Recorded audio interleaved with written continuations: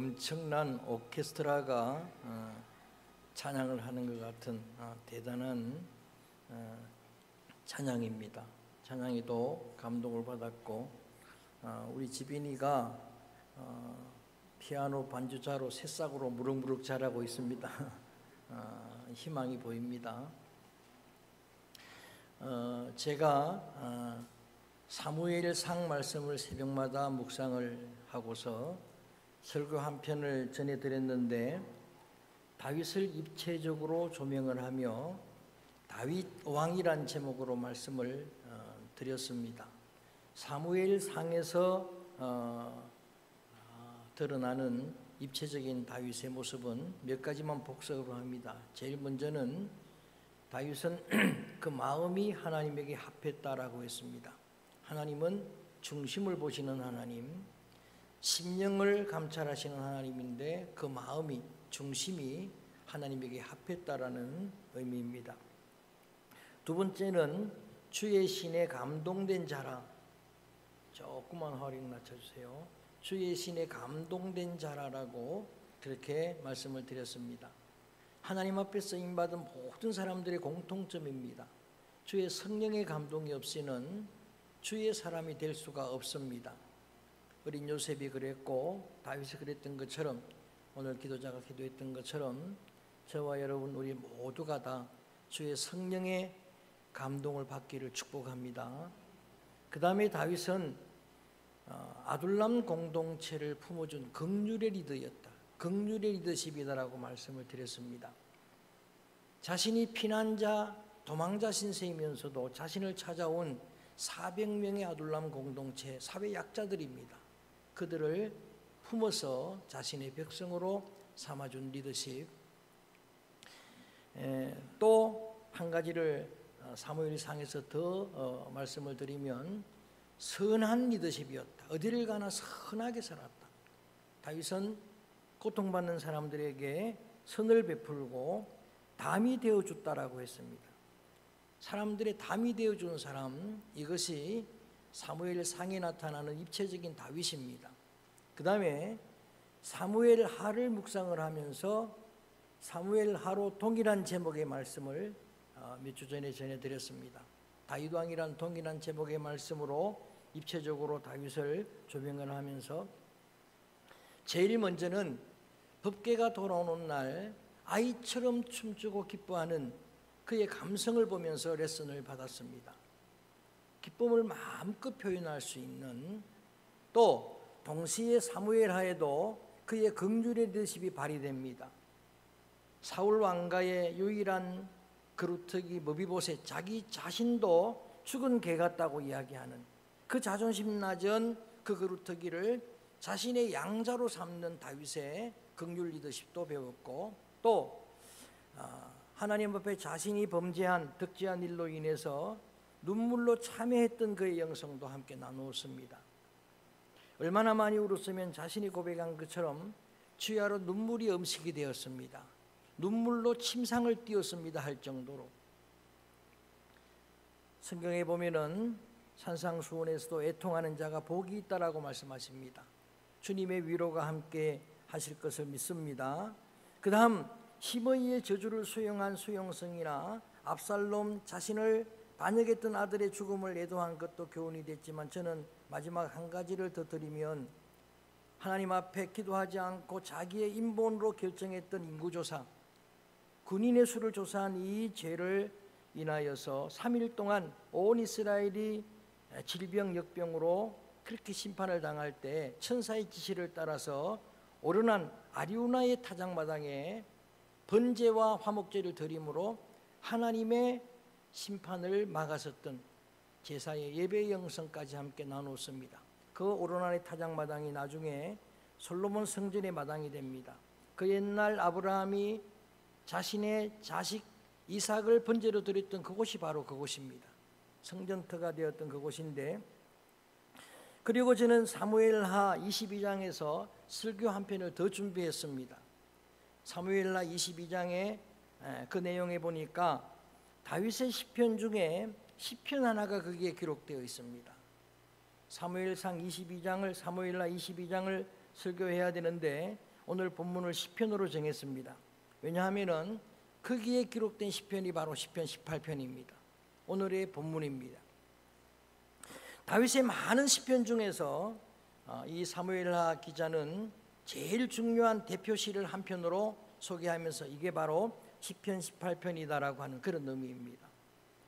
여러분, 다윗은 자신의 삶이 전쟁 같았습니다. 늘 전쟁의 삶을 살았습니다. 그런 다윗이 자신의 삶을 돌아보면서 하나님의 은혜를 추억하면서 신앙 고백한 게 시편 18편이에요. 여러분, 사람은 추억을 먹고 산다는 말이 있습니다. 얼마나 좋은 추억을 가지고 있느냐, 그 추억이 삶의 동력이 됩니다. 가정에서도 교회 안에서도 여러분의 삶의 자리에서도 추억이 너무나 소중합니다. 그런 의미로 보면은 망각이 가장 무섭습니다. 잊어버린다는 게 무서워요.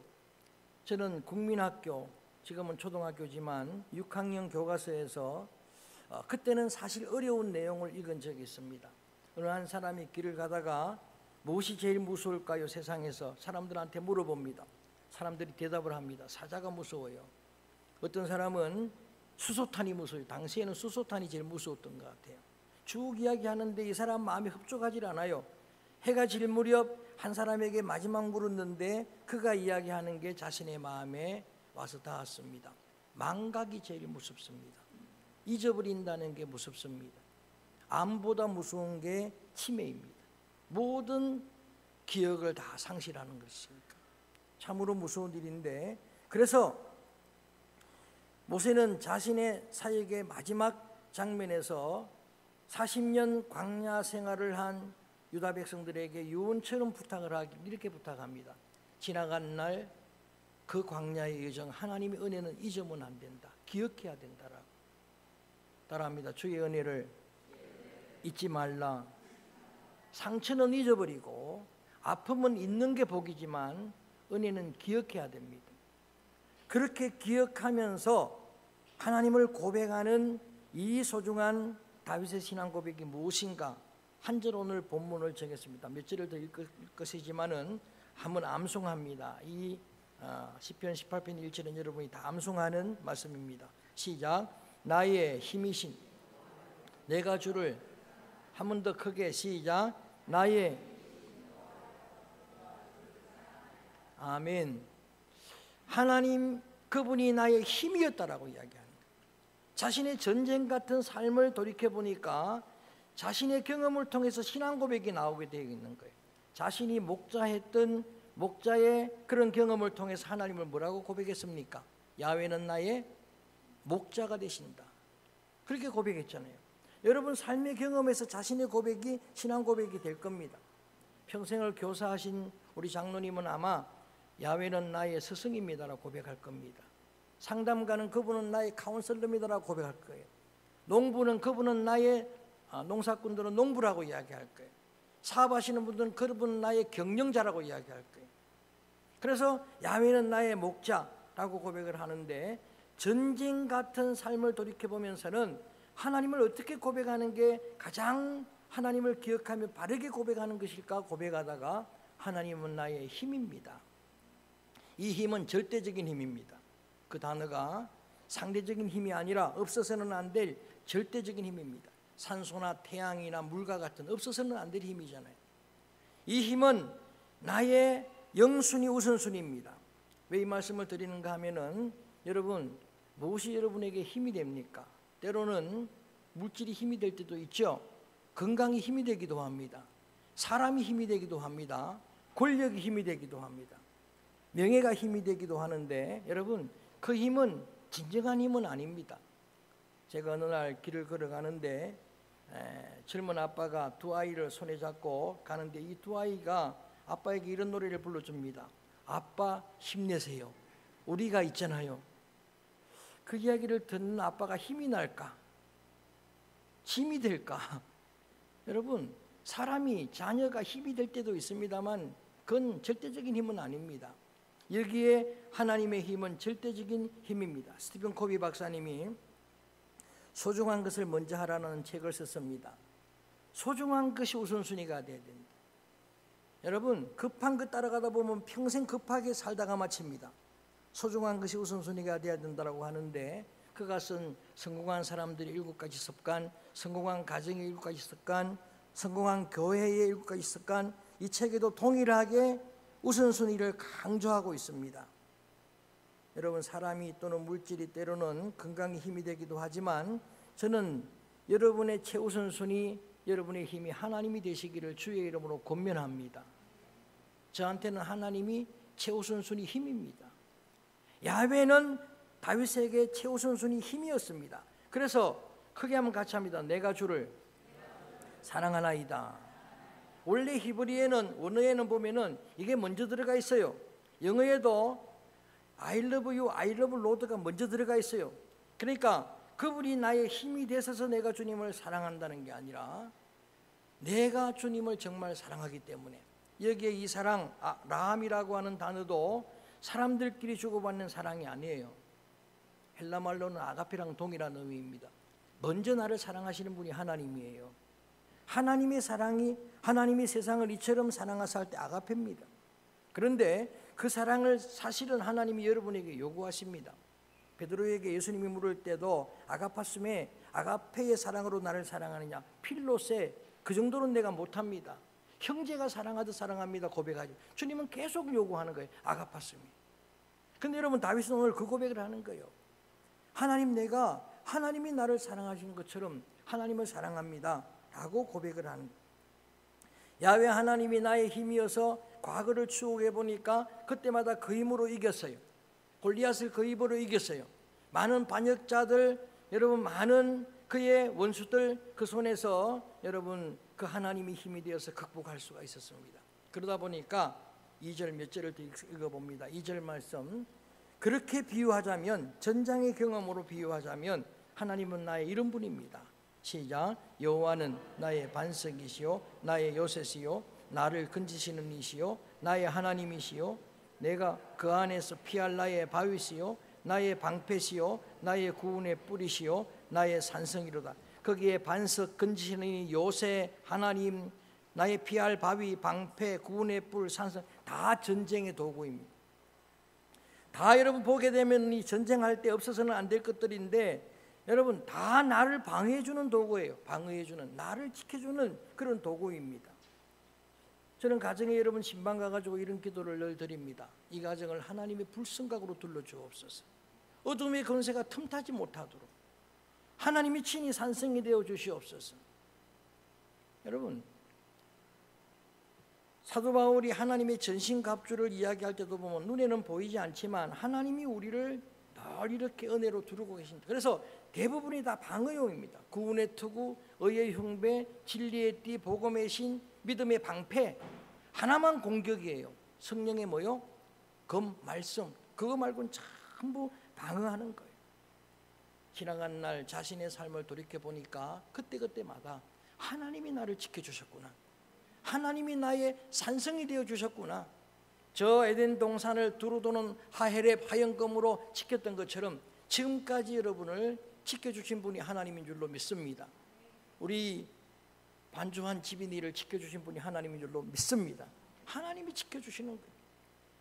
제가 간접적으로 드는 간증인데, 박효진 장로님이 한 번은 길을 가다가 아이들이 있는 걸 보는데 그 아이들 중에 유독 한 명은 광명한 빛으로 감싸 있는 걸 보는 겁니다. 실제로 체험한 거예요. 그 많은 아이들 중에 한 명만 빛으로 감싸는 걸 보는 거예요. 그러고서 장로님이 깨달았다는 겁니다. 우리 눈에는 보이지 않지만 기도의 힘이 이렇게 무섭구나. 누군가가 나를 위해 기도하면, 누군가가 내 자녀를 위해 기도하면 하나님의 불성각으로, 하나님의 빛으로 지켜주실 줄로 믿습니다. 다윗이 그걸 고백하는 거예요. 나를 지켜주신 분이 하나님이다. 그러니까 그 많은 어려움이 있었는데도 오늘 저는 시편 18편을 한 주간 내내 여러 번 읽었습니다. 근데 여러분, 이렇게 하나님을 힘삼는 다윗도 어려움이 너무나 많았잖아요. 그게 보면 뭐 사망의 줄, 뭐 인생의 골짜기, 시편 23편에도 사망의 골짜기를 갈지라도, 내가 수렁에 빠질지라도, 아예 그런 일이 없으면 좋을 텐데 하나님을 힘삼는 인생들도 다 있다, 이게. 그런 위기가 와도 걱정이 없는 겁니다. 왜? 하나님이 힘이니까.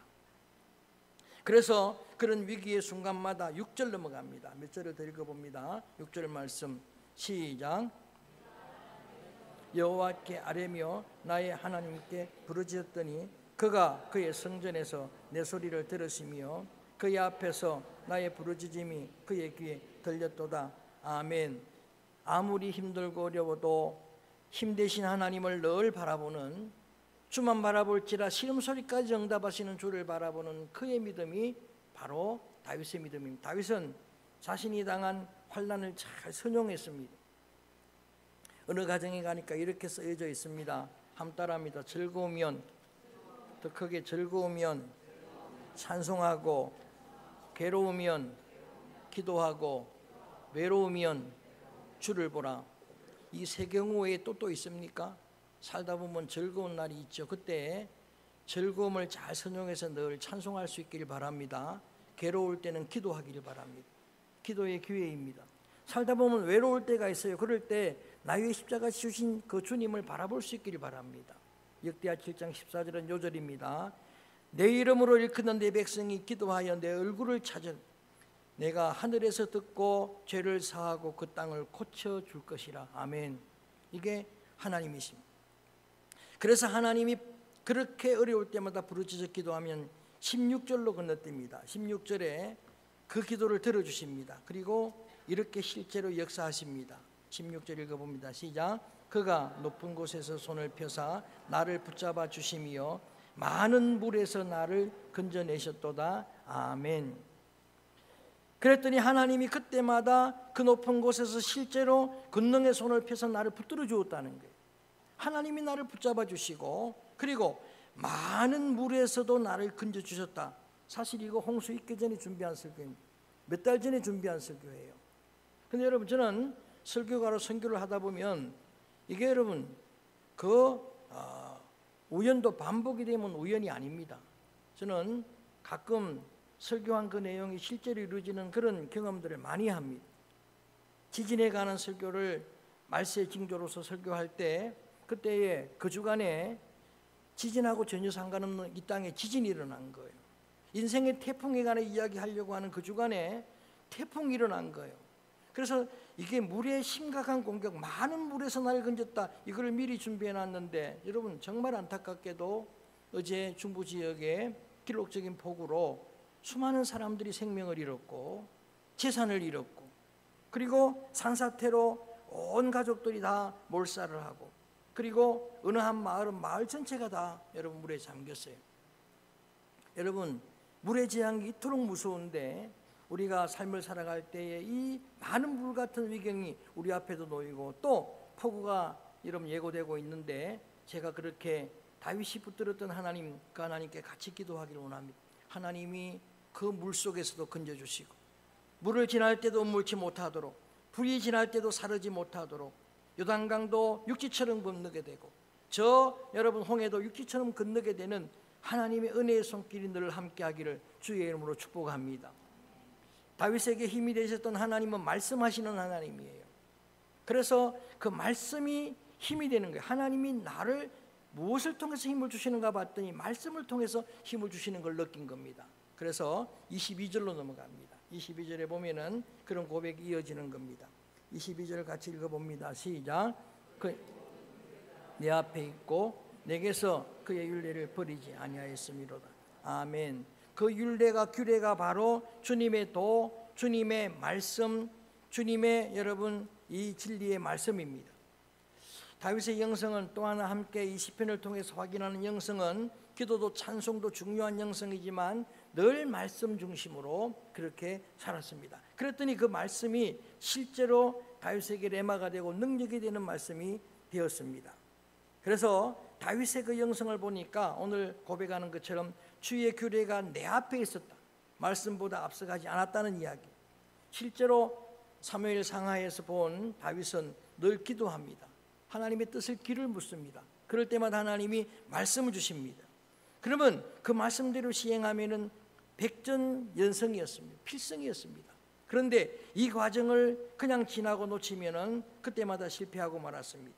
그래서 저는 이 다윗의 영성을 오늘 말씀을 통해서 함께 나누면서 어떻든 성도 여러분, 저나 우리의 자녀들 모두가 다 말씀을 앞세우기를 축복합니다. 광야길 지날 때에 하나님의 법궤가 앞서갔고 여리고서 점령할 때도 법궤를 앞서갔고, 그것처럼 말씀보다 앞서지 마시고 기도보다 앞서지 마시고, 그렇게 우리에게 힘을 주는 주의 말씀을 앞세우니까 그 말씀이 28절에 이렇게 역할을 했더라는 이야기입니다. 28절도 읽어봅니다. 시작. 주께서 나의 등불을 켜시며 여호와 내 하나님이 내 흑암을 밝히시리이다. 아멘. 그 말씀이 여러분의 인생의 어두운 밤을 밝히는 등불이 될 줄로 믿습니다. 아무리 깜깜해도 등불이 있으면 여러분 두려운 게 없는 겁니다. 어둠은 물러가는 거예요. 그런데 시편 119편에 보니까 여러분 거기에 분명히 말합니다. 주의 말씀은 내 발에 뭐요? 등이요 내 길에 빛이니이다.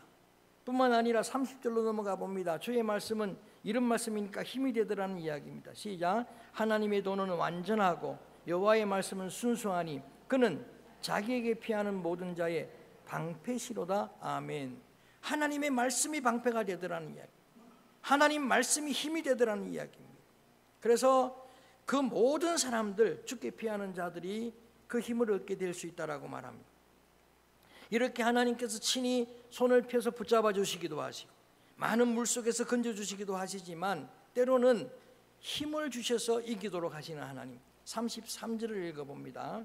33절 말씀도 큰 소리로 한번 읽어봅니다. 시작. 나의 발을 나의 높은 곳에 세우시며. 어디서 많이 본 내용이죠. 하박국의 고백하고 똑같습니다. 하나님을 힘삼는 믿음의 귀한 성도들, 하나님께서 친히 힘을 주시기도 하시고 하나님께서 권능의 손으로 건져주시기도 하시는데 하나님의 다양한 방법입니다. 저는 하나님께서 여러분에게 정말 어려울 때 친히 주님의 손으로 여러분을 붙들어 주시기를 축복합니다. 때로는 힘을 주셔가지고 사슴 같은 발을 만들어서 인생의 모든 험산 줄령을 넘어갈 수 있게 하시는 하나님의 은혜가 함께 하시기를 축원합니다. 때로는 피할 길을 내서라도 하나님이 함께 하시면 넉넉히 이길 수 있게 되는 겁니다. 많은 내용의 말씀이지만 이제 마지막으로 한 절만 더 하고 마무리를 짓겠습니다. 46절 넘어가 봅니다. 46절 함께 크게 한번 읽어봅니다. 46절 시작.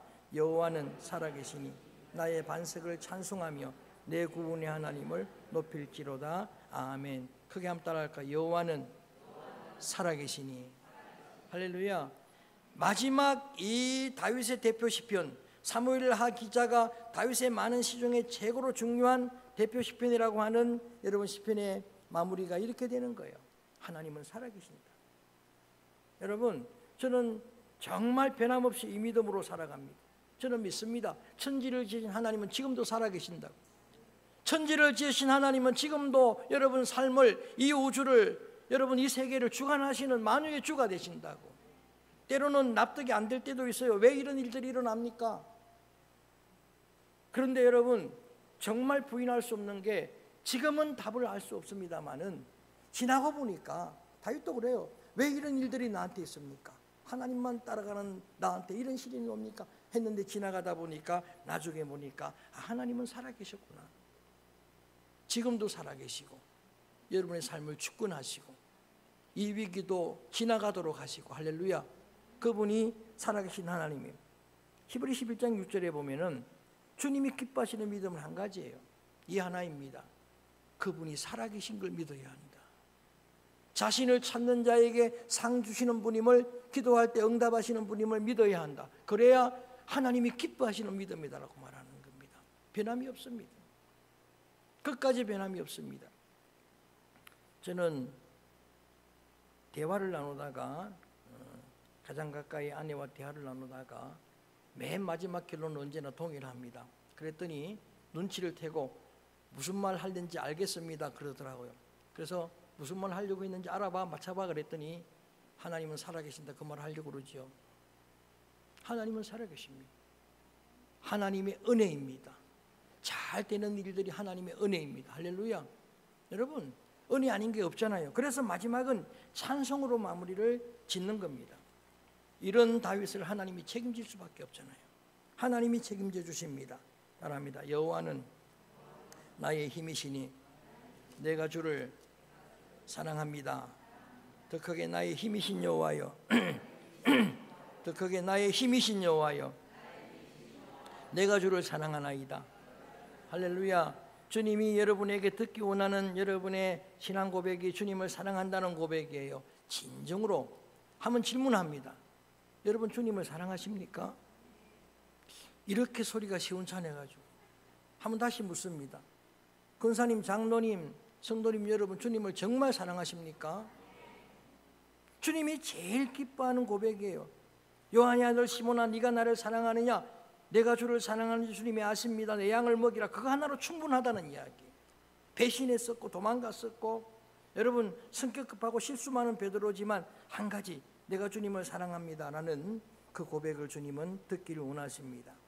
저는 마지막 말씀을 마치면서 하나님을 힘으로 삼는 여러분들이 하나님만큼은 아니어도 이제 누군가의 힘이 되어주는 성도들 되기를 주의 이름으로 선포합니다.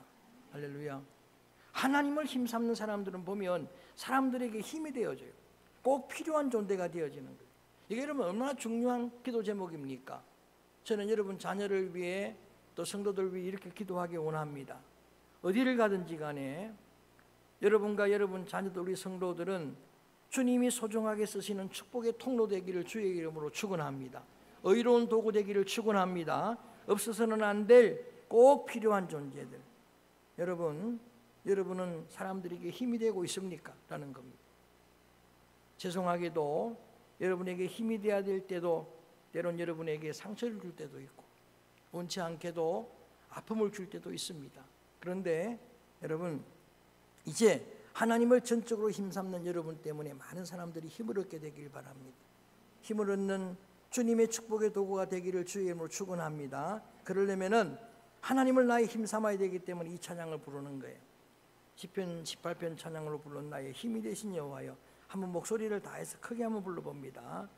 진짜로 힘이 나도록 한번 불러봅니다. 우리